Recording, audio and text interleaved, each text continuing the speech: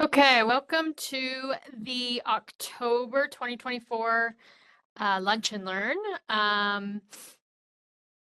We are recording this presentation. We always record these presentations and then we put them up on our YouTube channel. So in case anything we talk about or I talk about is relevant, to go back and check out. We don't record the discussion, so I will stop recording and we don't share that. So that way you can feel free to share, some of your experiences or ask some questions or things like that. And we don't share that part of today's presentation. So. All right, so let's jump into it. So today I wanted to talk a little bit about protein stability, and I think this is we're at the end of our fermentations now, probably with our 2024 harvest, and we're probably starting to think, okay, what are we going to do next? What are the upcoming steps? And seeing if there's any issues with these wines, if we need to clarify other products, or sorry, clarify some other things out, and planning our bentonite fining, our filtration, maybe even starting to plan our bottling schedule, things like that. And so I thought this is a good time to just share some things that I have learned about protein stability, especially when it comes to our cold hardy interspecific hybrids that we grow and make wines from. And yeah, just some things that I want people, especially here in the Midwest, to be aware of. So let's jump into this. All right. Some of the things we'll cover today. What are we talking about when we're talking about proteins in grapes and wine? The cold hardy cultivars, and then protein instability. The mechanism, I'm going to show you, why do we get protein haze in or heat? This is the same as heat stability, protein stability. It's kind of an interchangeable term. We'll talk about bentonite and why I think it's really important to perform some bench trials.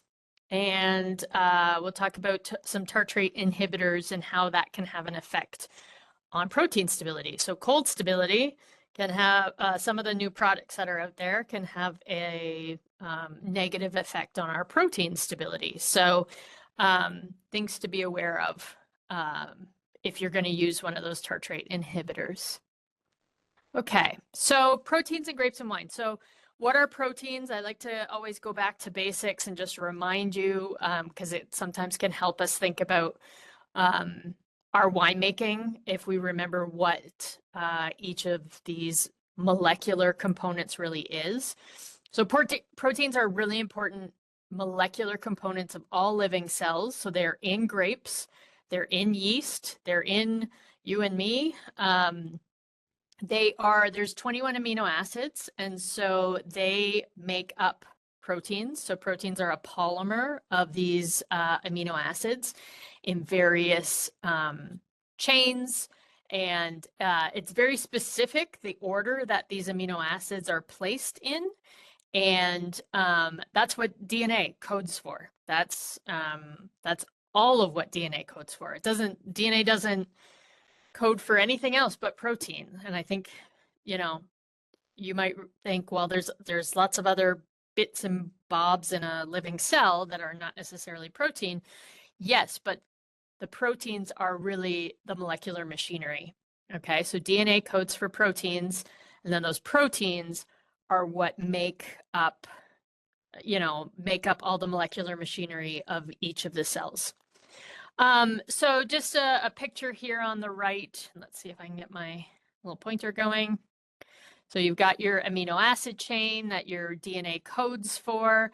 And then because of the way that, some of these amino acids interact and they repeat, and there's various segments that are, let's say, they fold and they interact in certain ways. We might get these coils, or you might get these sheets that are made, and they continue to fold and continue to fold until you get these three-dimensional structures, which we usually call tertiary structures.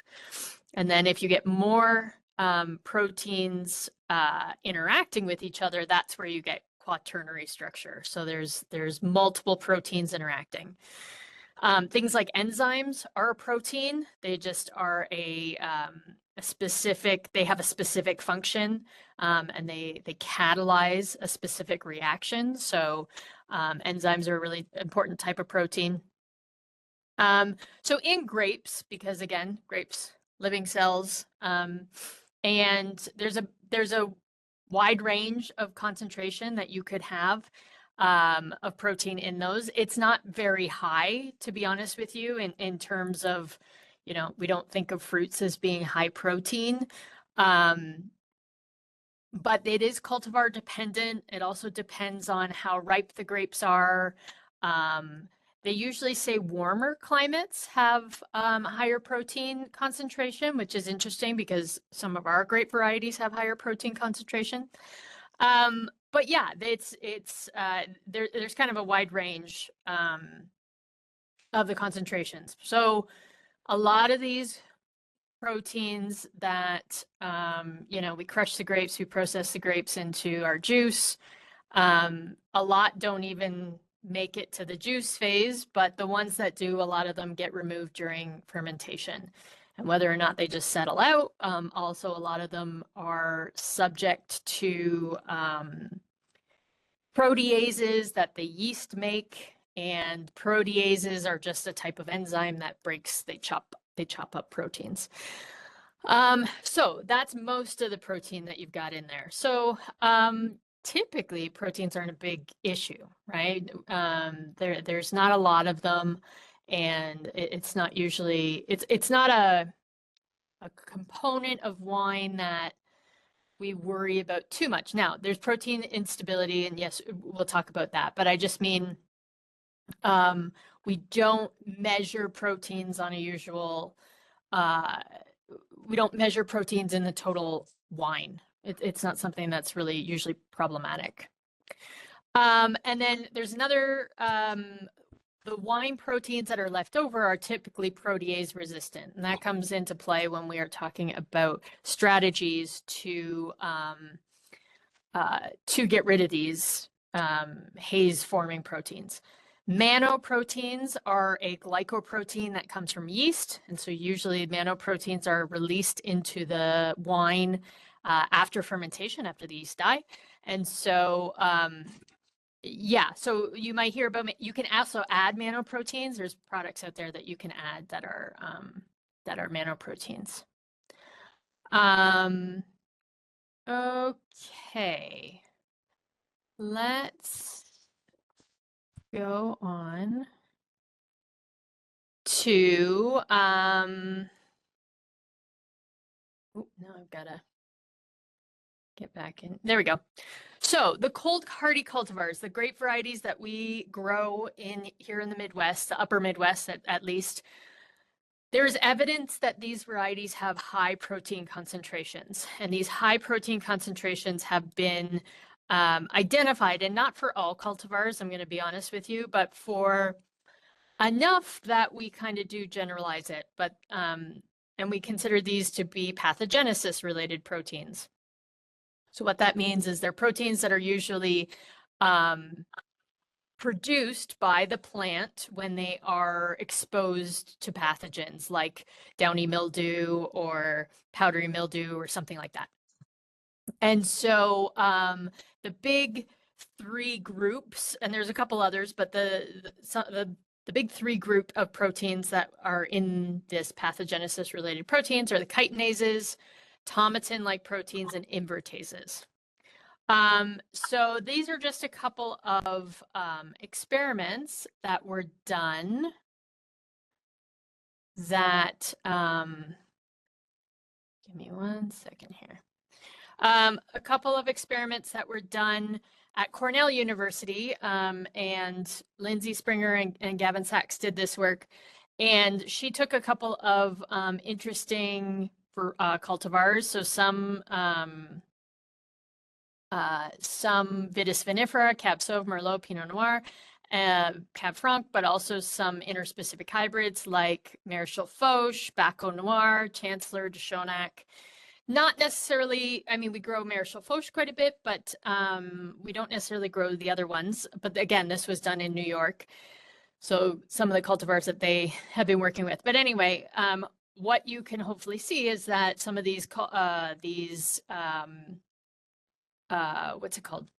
Interspecific hybrids have what looks to be high amounts of proteins. These bands correlate to the amount of protein that is present. And so, yeah, some of these, and these are the chitinases down here. So this separates proteins out based on their molecular weight, how big they are. And so we can see that we have some higher amounts of some of these proteins in some of these interspecific hybrids. And so that's interesting. What does that really mean? And what are some winemaking implications? These are all reds, and they were interested in looking at reds in terms of tannin retention and extraction and whatnot. But I do think there's some there's reasons to go back and start looking at some of the white varieties as well, and what the implications are for protein haze stability. Some of the things that I would say are anecdotal at this point, and we're working on maybe some research to look at some of these white varieties. But anecdotally, these varieties do seem to require larger amounts of bentonite for fining. And so, for example, I make La Crescent here at the Institute, and we definitely are well above the manufacturer's recommendation for bentonite for La Crescent. And I've heard that around. So yeah, is that because is that cultivar specific, or and what do we need to know? And so I'd like to delve into that a little bit more in the next year or so. And just from some research that I had done previously, we do have evidence that both La Crescent and Frontenac, as compared to Marquette, Brianna, and Edelweiss, La Crescent and Frontenac have higher protein concentrations. Okay, so moving on. What is protein instability? Haze-forming proteins, they can become unstable due to heat. So a lot of times you wouldn't even notice this in your wines. You might, if you didn't do anything to them, you filtered them, everything was good to go, you bottled them. But then let's say for whatever reason, maybe a customer bought a bottle of wine and put it in their hot trunk. They bought it in the summer, put it in their hot trunk. They got home and the bottle would be hazy. And so that's due to proteins that can come out of solution, and I'll talk a little bit about the mechanism. But I do want to stress as well that these are specific proteins. They are unstable soluble proteins. So not all the proteins that are in wine do this. So that's where it can be difficult to say, oh, that's a high protein cultivar. If you're just measuring overall protein, that's a high protein cultivar, and that's going to lead to protein instability. We have to figure out what are those proteins, and are they unstable soluble proteins if something would be a high protein cultivar. So there's a second question, I guess, to ask if you have a high protein cultivar is, okay, yes, but are they unstable? So heat causes this, but there's also some other factors like pH, the amount of ethanol in the wine, proanthocyanidins, how much, so that would be more effective or more important in red wines, but those are color precursor molecules, and polysaccharides, which we do think that, we've got elevated polysaccharide concentrations in our cold hardy hybrids as well. Manoproteins, however, don't contribute to protein haze. So I know some people use manoproteins as a fining agent. Those should not contribute to protein haze. So they are a soluble, stable protein. Okay, so how does this all happen? I know this is a very complicated kind of looking figure, but basically what, if you follow along the steps at the bottom, I think it makes it a little bit more easy to follow. The first thing that happens is the protein unfolds. So I showed you, in the amino acid structures, and they start folding and making coils and things like that. At higher heat, and based on some of those other factors, the proteins can unfold. And that doesn't necessarily cause a haze. But after they unfold, what happens is they start aggregating into, well, they can fold into unstable, they start aggregating with each other.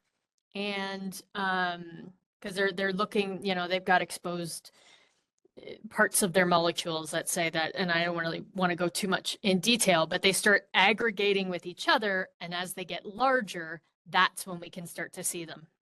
And they precipitate out of solution, and they're large enough that they form colloids and large aggregates, and that's what forms the protein haze in wine. So it's not just that, oh, they unfold and then you can see, and then they cause a haze. No, they unfold and then they aggregate together, and then they form these aggregates, these colloids that are in the wine.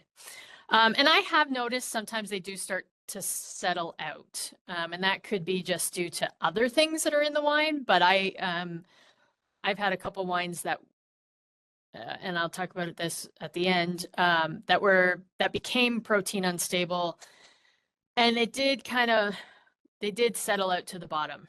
But a lot of times it ends up being a haze that's kind of evenly distributed. Okay. So what do we use? The very classic way of dealing with this is bentonite. Bentonite is a montmorillonite clay. So it's a clay that is actually, I think basically in Wyoming is the largest deposit in the world, where they mine it. And it's a negatively charged clay substance. And you can either buy it as sodium or calcium forms. And it's used in a lot of other industries as well, in a lot of food industries. It's food safe, so it can be used to be, interact with foods to either change some color of different things, or it basically absorbs different types of compounds. And so when we are using bentonite, the first thing we need to do is rehydrate it. And that's really, really important, because you have these layers of the bentonite clay. And when it's not rehydrated, they're really, close together. They're really stuck on top of each other. And as soon as you rehydrate it, it opens up, and bentonite takes on a huge amount of water when it rehydrates. And that's some other uses in the food industry and other industries is because of that kind of absorptive properties. So it really stretches out, and you can see that you get these layers, and in between those layers is where the positively charged ions live, and they exchange for the proteins. So proteins are positively charged at wine pH, and so they exchange with each other. And just a little diagram at the top here of why or how wine fining works, and that you're adding something you're adding in a product that will remove a particular compound. And then what's really important with fining is that you're going to get good settling of that to the bottom, right? You're going to be able to settle that out. Some very few, I think, but some fining agents float, so you might decant off of the bottom, but most fining agents settle to the bottom, and then you rack off your wine. Same with bentonite. The unique thing about bentonite, compared to a lot of the other fining agents, is that it is negatively charged. Most of the other fining agents out there are positively charged and interacting with other things in the wine. So bentonite is one of the only ones that is negatively charged. That being said as well, it's not very specific. It's going to pick up other positively charged things that are in the wine. So just an FYI, but and I'll talk maybe a little bit at the end Actually, maybe I'll talk about it right now. There's, y- there's a lot of discussion about, oh, I don't want to use too much bentonite. You don't ever want to use a lot of a fining agent. You want to use the minimal amount possible to remove the protein to make your wine protein stable. And a lot of people say that bentonite will start stripping all kinds of other things out of your wine, aroma, maybe give it an earthy taste, maybe strip color out and things like that.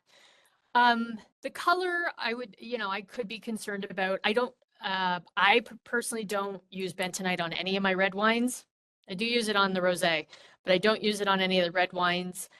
Some people do. I don't think that's problematic, but it's usually not necessary to bentonite fine or protein stabilize our red wines. And that's simply because we usually have enough color in there that a visual fault like a protein haze isn't really a big deal. Our wines have let's just say, delicate color sometimes. Some of our red wines, so I can understand why some people may want to prevent a protein haze.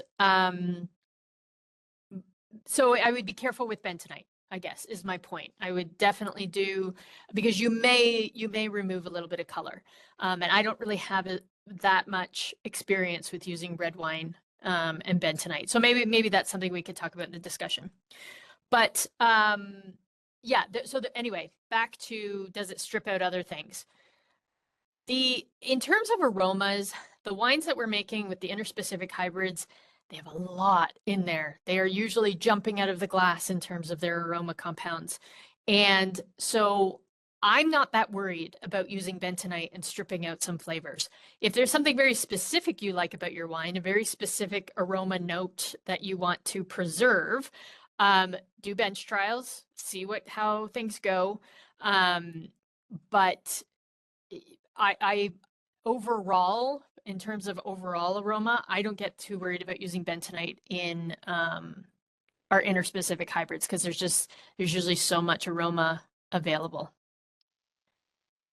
Whoops, bench trials. This is kind of where I want to hammer home. This is we've been trying to, convince everybody to really test your SO2s, and that's been a kind of our hill to die on, let's say. Another one is bench trials. If you're going to add a product that you have not ever added before, and so you're not sure how it's going to interact with your wine, you really need to do bench trials. And in my opinion, bentonite bench trials are really important as well year to year, because I think based on weather, during the growing season, you could have different protein concentration, unstable protein concentrations. So I went through and I looked at a couple of different bentonite, commercially available bentonite formulations. Most of them are not called bentonite. All right, they're formulated now a lot of times with probably something that helps to compact them and flocculate them make them settle a lot better. And so that's why it's a little more challenging to just buy bentonite. Or everybody also puts their spin of advertising or marketing on them. But I looked at a couple different types of bentonite that were fairly basic. Nothing else added into them. And the manufacturer rates ranged from 0.2 grams per gallon to 5.7 grams per gallon. I can tell you that we test far above and beyond that. We test up to 9.1 grams per gallon, or 240 grams per hectoliter. And sometimes we're close to that in order to achieve protein stability. So I highly recommend going above what the manufacturer rates are to do a bench trial. And as long as you kind of spread them out between zero, you always want to have a control, and your highest rate, I would recommend 240. We've always kind of been in between there, or under 240 at least at this point. I think you'll find a rate that works for you.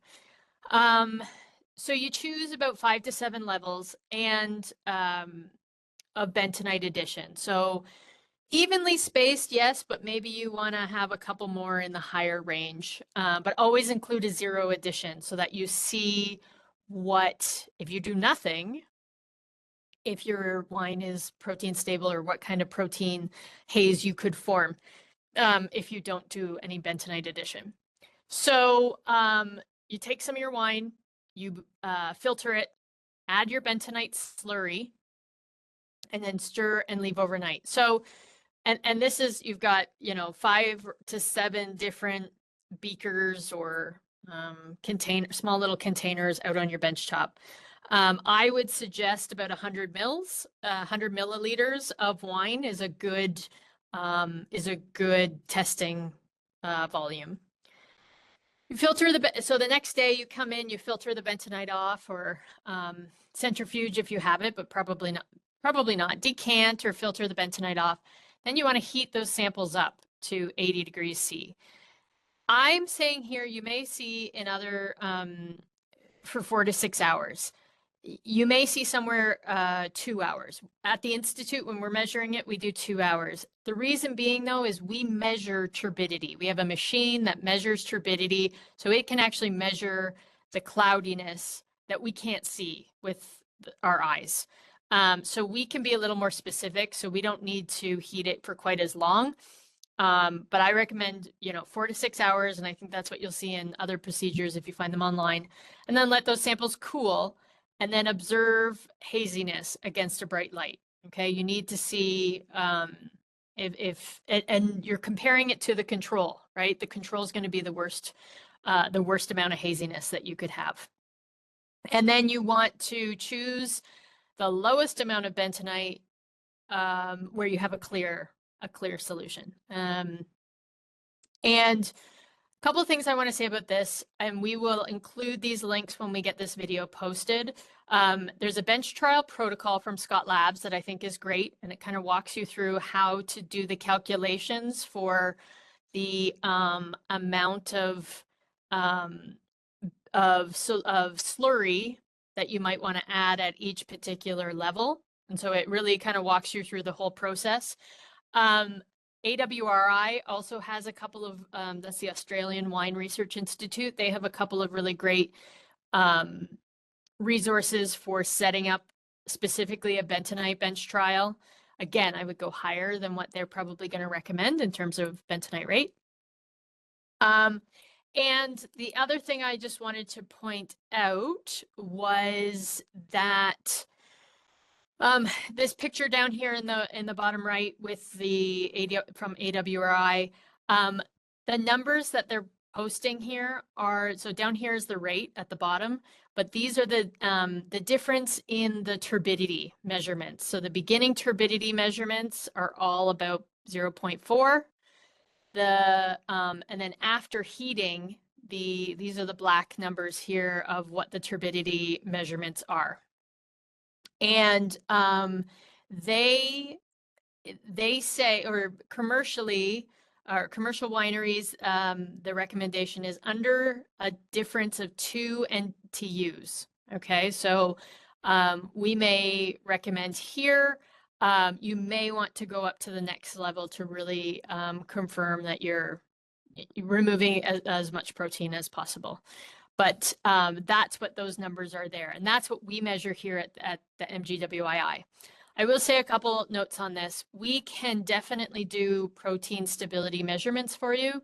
It's really easy and inexpensive to do. I believe it's under $20, or it's around $20 to do it. That is not the bench trial. If you need a bench trial done, we are happy to do that for you. It requires a lot more setup and a lot more, we have to make up a bentonite slurry, and we need to, do some calculations on our end and time as well. And so a bentonite bench trial will run you about $85. So that's the difference, but we're happy to test your bentonite, or sorry, your protein stability after you've done bentonite addition, and that's a pretty inexpensive test that we can do. And we do it based on NTUs, not just on, you know, looking at the sample. Okay. So I wanted to show you an example of a bench trial setup. This is literally from one of the wines that we made in 2022. So these were the grams per hectoliter. These were the rates that we added. We made up a 6%, a small 6% solution. This was before we were going to add it to our wine, right? This was, I took a sample and set up, you know, a bunch of beakers on the bench top, and these were the different rates that we added. So the amount of 6% solution. This was our NTUs, our turbidity measurement before heating. This was our turbidity measurement after heating, and then the delta NTU, the change in NTU. So this is where we landed. So that's 180 grams per hectoliter. Again, way above what the manufacturers are recommending. And this is La Crescent. This is pretty typical. I'd say we're in the 120 to 180 range usually. And this is what we ended up going with. So then we take this rate and we calculate how much do we need to add in for our volume of wine for our tank. Last thing I want to say there actually is typically they say to leave your bentonite on for 7 to 10 days and then rack off. I think that's fine. Sometimes it's on there, I think for us, you know, a week longer, but you don't want to leave it on the bentonite too long.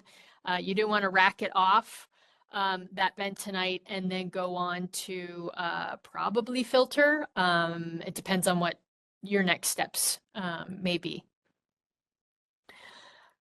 Okay, so the one other thing that I really wanted to cover is that there can be some issues with tartrate inhibitors and your protein stability. So there's some new tartrate cold stability additives. So you can add these things in and you don't have to do the typical chill your wine down to 27 Fahrenheit for 3 weeks or whatever it is to precipitate out those tartrates. You can still do that. If that works for you and you are confident in your ability to cool down your wines, you know, a lot of wineries just stick them outside in the middle of winter, take the tanks and stick them outside. Go for it. I am not saying that these are replacing that. But if you have difficulty tartrate stabilizing, like myself, I don't have heat control on my tanks, and I cannot at a university just leave tanks of wine outside. So I use these tartrate crystal inhibitors, and what they do is they inhibit potassium from being they inhibit it from forming the crystals with the bitartrate or the tartrate. Anyway, that's and we can have a whole nother lunch and learn on those tartrate stability or tartrate inhibitors, sorry.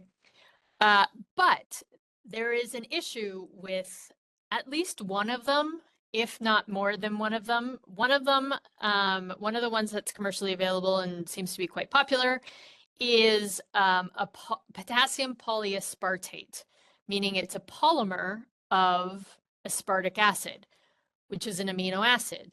A polymer of an amino acid is a protein. This is not a protein.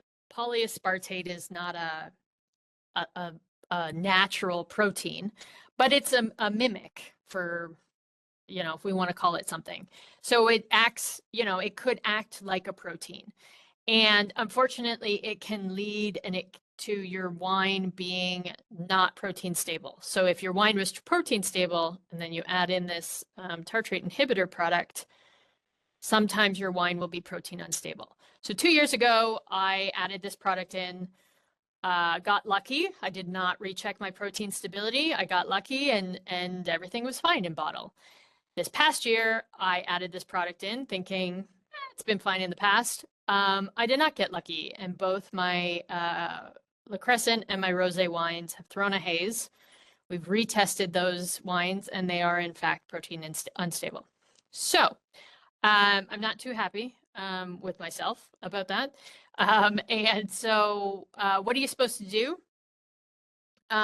You should, the easiest thing to do is when you're doing your bentonite bench trial, add in the amount that you suspect that you expect to add in of your tartrate inhibitor. So you can add that to your, you get your beaker, you've got your clear wine in there, you add your bentonite, add in your tartrate stabilizer at whatever dosage that you would be adding it, or you will be adding it in the future. And that should give you a good indication. The other thing you could do is do your bentonite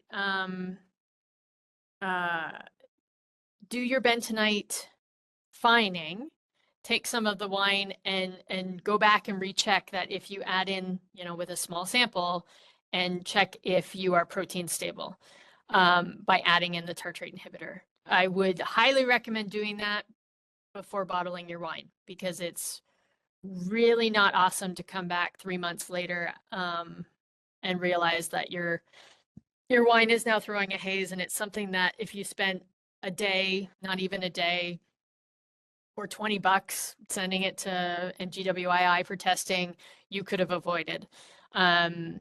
So that's my recommendation. This is the recommendation from the actual manufacturer of that particular product.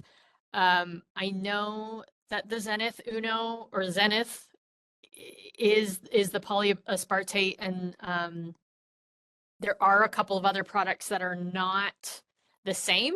That it's a different, it's the same sort of mechanism, but the compounds are different. It's not polyaspartate. I probably would still check to see if you're stable, you're protein stable with those products, because again, I'd rather spend like a little bit of time up front than having a problem, an issue down the road. And I will make sure that we put a link to this as well. And it just walks you through, after you do your bentonite dosage for your bench trials, then you filter and measure your first turbidity, or at least, observe your first turbidity, then dose in your Zenith, your tartrate inhibitor, and again heat it and see if and heat it at that point and see if it causes a problem. So add both things in and see if there's a problem, and choose the one that there's no problem, that it's nice and clear. Okay, so to wrap up, cold hardy cultivars may have elevated protein levels, and and I did say elevated protein overall may not necessarily mean unstable protein levels in terms of protein haze. But we do have some anecdotal evidence that, at least for Lacrescent, that is true. There's a lot of protein in Lacrescent, and it does correlate into a higher amount of bentonite being required for that wine. Bentonite trials, bench trials definitely should be performed. That's going to be kind of my pushing that this year and the next couple years. Use higher dosage during those trials than the manufacturer's recommendations. And if you are going to use a tartrate crystal inhibitor, be sure that it does not disrupt your protein stability, and be sure to test that in your bench trials. Okay, so we're going to open it up for discussion here in a second, but just as a reminder, November 4th, I would like to talk about microbial control strategies. We've been talking a lot about SO2 in the past couple of years, and how to measure your SO2 to make sure that your wines are protected. There's a couple other strategies and products you could use that are not SO2. And so I just want to maybe delve into that a little bit. And then December 2nd, a new paper came out from Cornell University, and I was really hoping to have one of my friends potentially, she didn't necessarily do this research, but she was in that group, to maybe come and present a little bit about canning wines and some of the issues that they've seen in their research and what they've kind of figured out. I always recommend reach out to me. And I should mention Sarah is on this call as well. Sarah Pirtle is the wine and beer education and outreach specialist, and she'll be, maybe coming to visit some of you in the near future. But please reach out. If you reach out to me, I'll definitely include Sarah, and we'll get you some answers for whatever issues or questions you may have. And then we can open it up for discussion. So I'm just going to turn the recording off, and we can chat a little bit about protein stability.